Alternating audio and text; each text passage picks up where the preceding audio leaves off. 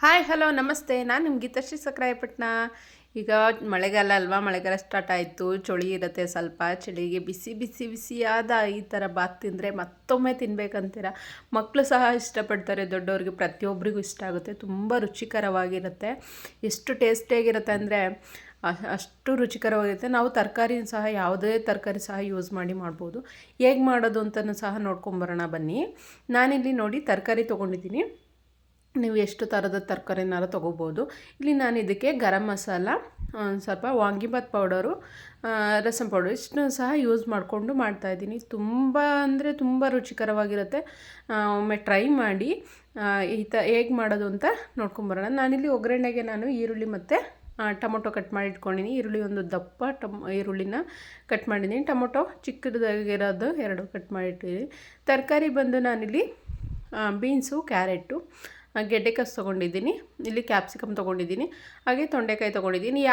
ಯಾವುದಿರುತ್ತೆ ಆ ತರಕಾರಿನ ಸಹ ಯೂಸ್ ಮಾಡ್ಬೋದು. ಇದಕ್ಕೆ ಬದನೆಕಾಯಿ ಸಹ ಸೇರಿಸ್ಬೋದು. ನಾನಿಲ್ಲಿ ಬದನೆಕಾಯಿನ ಸೇರಿಸ್ಕೊಂಡಿಲ್ಲ.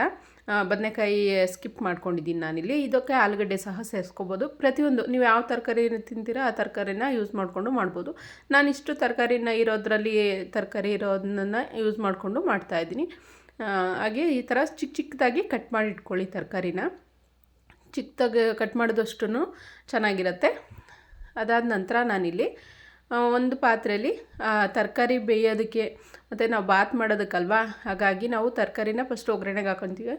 ಹಾಗಾಗಿ ಇಲ್ಲಿ ಒಂದು ನಿಮ್ಮ ಅಂದಾಜು ಮೇಲೆ ನಾನು ನೀರನ್ನು ಇಟ್ಕೊಂಡಿದ್ದೀನಿ. ಬಿಸಿ ನೀರು ಕಾಯೋದಕ್ಕೆ ಇಟ್ಕೊಂಡಿದ್ದೀನಿ. ಇಲ್ಲಿ ಇನ್ನೊಂದು ಪಾತ್ರೆಗೆ ತೊಗೊಂಡು ನಾನು ಒಗ್ಗರಣೆಗೆ ರೆಡಿ ಮಾಡ್ಕೊಳ್ಳೋಣ.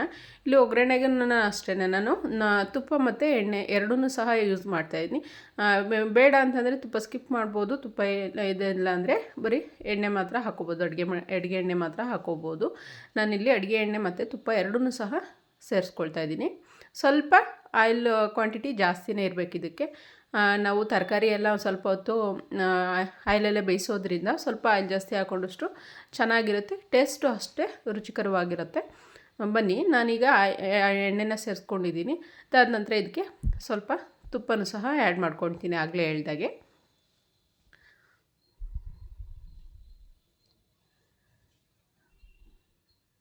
ನೋಡಿ, ನಾನು ತುಪ್ಪನೂ ಸಹ ಇದಕ್ಕೆ ಸೇರಿಸ್ಕೊಂಡಿದ್ದೀನಿ. ಇದಾದ ನಂತರ ನಾನಿಲ್ಲಿ ಸಾಸಿವೆ ಹಾಕ್ಕೊಳ್ತಾ ಇದ್ದೀನಿ ಒಗ್ಗರಣೆಗೆ. ತುಂಬ ಈಸಿಯಾಗೂ ಮಾಡ್ಬೋದು. ಫಾಸ್ಟಾಗೂ ಏನು ಮಾಡೋದು ಅಂತಂತ ಒಂದೇ ಥರ ತಿಂದು ಬೋರ್ ಆಗಿರುತ್ತೆ ಬಾತು ಅಂತಂದಾಗ ಸಹ ಈ ಥರ ಮಾಡ್ಕೊಳ್ಬೋದು. ತುಂಬ ಅಂದರೆ ತುಂಬ ರುಚಿಕರವಾಗಿರುತ್ತೆ. ಬೆಳಗ್ಗೆನೇ ಟಿಫನ್ಗೆ ಮಕ್ಕಳಿಗಾಗಲಿ ಡ್ಯೂಟಿಗೆ ಹೋಗೋರಿಗಾಗಲಿ ಎಲ್ಲ ಸಹ ಹೆಲ್ಪ್ ಆಗುತ್ತೆ ಇದು. ವೆರೈಟಿ ಟೇಸ್ಟ್ ಸಹ ಇರುತ್ತೆ ಇದು. ಹಾಗಾಗಿ ಈಗ ಈರುಳ್ಳಿನೂ ಟೊಮೊಟೊನೂ ಹಾಕ್ಕೊಂಡು ಚೆನ್ನಾಗಿ ಬಾಡಿಸ್ಕೊಳ್ಳೋಣ. ಸ್ವಲ್ಪ ಮೆತ್ತಗಾಗೋವರೆಗೂ ಬಾಡಿಸ್ಕೋಬೇಕು. ನೋಡಿ, ನೀಟಾಗಿ ಸ್ವಲ್ಪ ಮೆತ್ತಗಾಗಬೇಕು.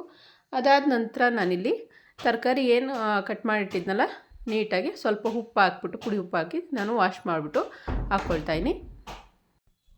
ನೋಡಿ, ತರಕಾರಿನ ನೀಟಾಗಿ ಎಣ್ಣೆಲ್ಲೇ ಬಾಡಿಸ್ಕೊಳ್ಬೇಕು. ಅದು ಎಣ್ಣೆಲಿ ಬಾಡಿಸ್ಕೊಂಡಷ್ಟು ಚೆನ್ನಾಗಿ ಸ್ಮೂತಾಗಿ ಚೆನ್ನಾಗಿ ಬೆಂದ್ಬಿಡುತ್ತೆ ಮೆತ್ತಾಗಿ. ಹಾಗೆ ನನ್ನ ಚಾನಲ್ ಹಾಗೆ ನೋಡ್ತಾಯಿದ್ರೆ ಪ್ಲೀಸ್ ಸಬ್ಸ್ಕ್ರೈಬ್ ಮಾಡಿಕೊಂಡು ನೋಡಿ ಹೊಸಬ್ರಾಗಿದ್ದರೆ. ಹಾಗೆ ಲೈಕ್ ಮಾಡಿ, ವಿಡಿಯೋ ಸಂಪೂರ್ಣ ನೋಡಿ ಲೈಕ್ ಮಾಡಿ. ಪಕ್ಕದಲ್ಲೆಲ್ಲ ಬೆಲ್ಲೈಕನ್ ಸಹ ಕ್ಲಿಕ್ ಮಾಡಿ, ಆಲ್ ನೋಟಿಫಿಕೇಷನ್ ನಿಮಗೆ ಬಂದು ಸೇರುತ್ತದೆ. ನನ್ನ ವಿಡಿಯೋ ನೋಡಿ ಸಪೋರ್ಟ್ ಮಾಡಿ ಪ್ಲೀಸ್.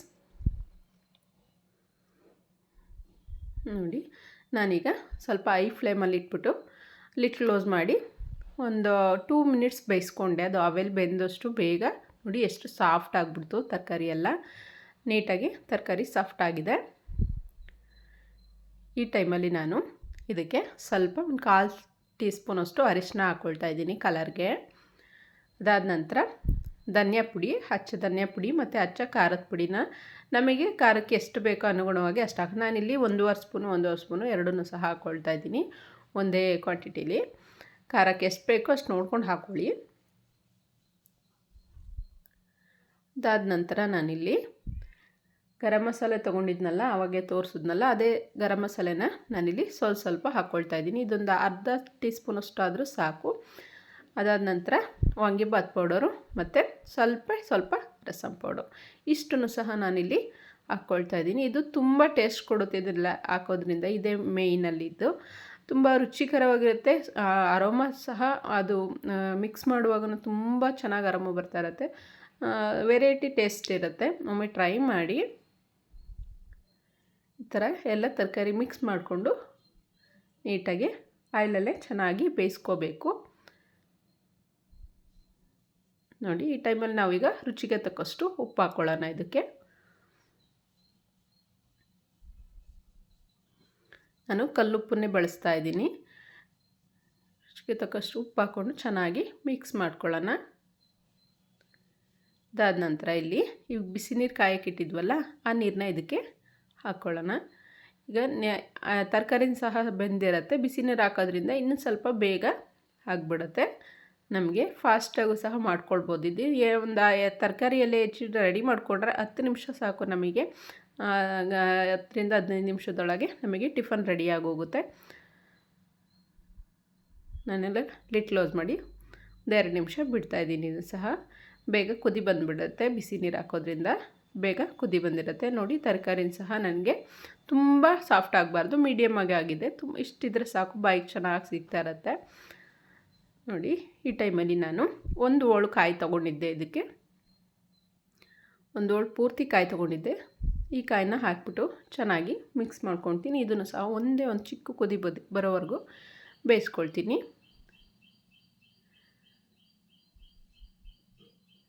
ನೋಡಿ, ಆಗಿದೆ. ಈಗ ಲಾಸ್ಟಲ್ಲಿ ನಾವು ಬನ್ಸಿ ರವೆನ ಹುರಿದು ಎತ್ತಿಟ್ಕೊಂಡಿದ್ವಿ.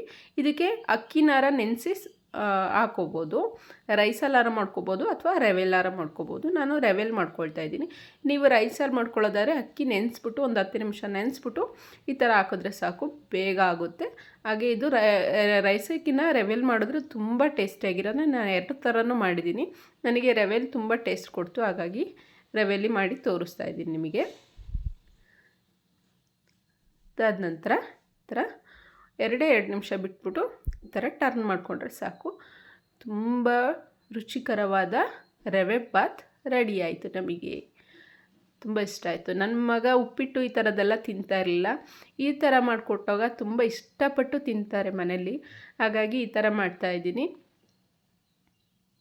ತುಂಬ ರುಚಿಕರವಾಗಿರುತ್ತೆ. ನೋಡಿ, ಈಗ ಸರ್ವ್ ಮಾಡ್ಕೊಳ್ಳೋಣ. ಒಂದು ಪ್ಲೇಟ್ ತೊಗೊಂಡು ಲಾಸ್ಟಲ್ಲಿ ನಿಂಬೆಹಣ್ಣು ಹಾಕ್ಕೊಂಡು ಸ್ವಲ್ಪ ನಿಂಬೆ ರಸ ಹಾಕ್ಕೋಬೋದು. ಇದು ನಿಂಬೆ ರಸ ಬೇಕು ಅಂದರೆ ಹಾಕ್ಕೋಬೋದು, ಬೇಡ ಅಂದರೆ ಕ್ವಿಕ್ ಮಾಡ್ಬೋದು. ನಾನು ಸ್ವಲ್ಪ ಇರಲಿ ಅಂಥೇಳಿ ಹಾಕ್ಕೊಳ್ತಾ ಇದ್ದೀನಿ. ಹಾಕ್ಕೊಂಡು ಟರ್ನ್ ಮಾಡ್ಕೊಂಬಿಟ್ಟು ನಾವು ಈಗ ಬೌಲ್ ಸರ್ವ್ ಮಾಡ್ಕೊಳ್ಳೋಣ.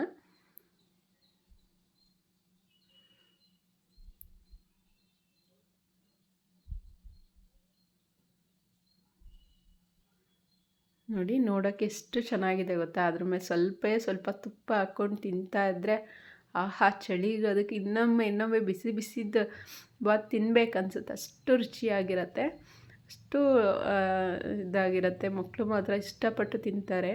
ತರಕಾರಿ ತಿನ್ನಲ್ಲ ಬೇಡ ಅನ್ನೋರು ಮಕ್ಕಳು ಸಹ ಇಷ್ಟಪಟ್ಟು ಇದರಲ್ಲಿ ತರಕಾರಿ ಸಮೇತವಾಗೂ ತಿಂತಾರೆ. ತುಂಬ ರುಚಿಯಾಗಿರುತ್ತೆ. ಒಮ್ಮೆ ಟ್ರೈ ಮಾಡಿ. Thank you for the watching. Bye bye.